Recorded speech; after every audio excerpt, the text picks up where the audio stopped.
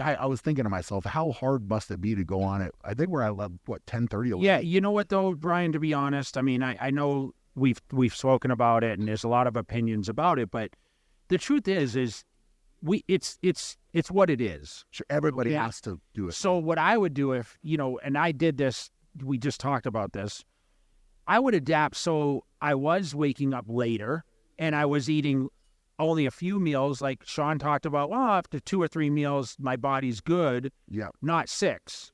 So what I would do is I would just make sure for the last month, I would say, okay, we know we're going on at 10:30 at night. I'm going to peak my body for 10:30 at night. That's interesting. So I would actually, like I said, train in the night.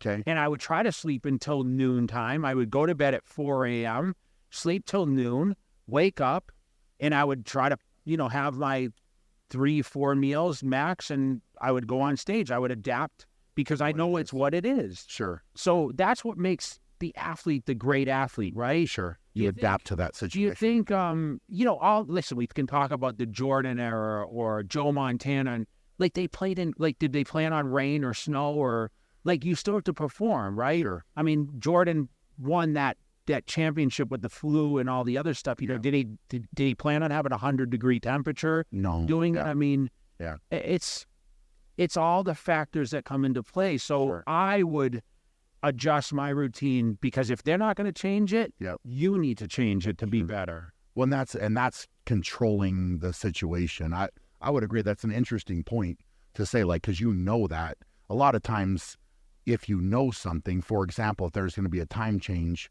I know I manipulated things for myself. If I was going to compete in a different part of the world and it's 8 hours different, I would start to adjust my sleep patterns and, all of that well in advance. You're not going to land in the Middle East the day before your event. You're going to land there well in time to adapt to that 24-hour time change, right? Yeah, I would try to. And if I couldn't, I would at least be doing it at home.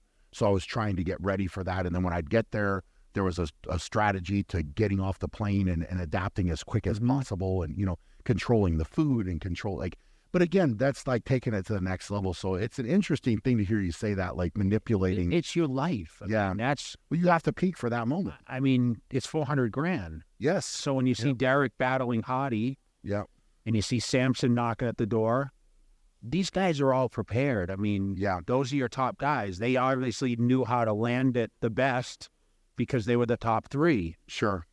Yep. I think it all works. You just have to be mentally prepared. And I think we already know, Vegas next year.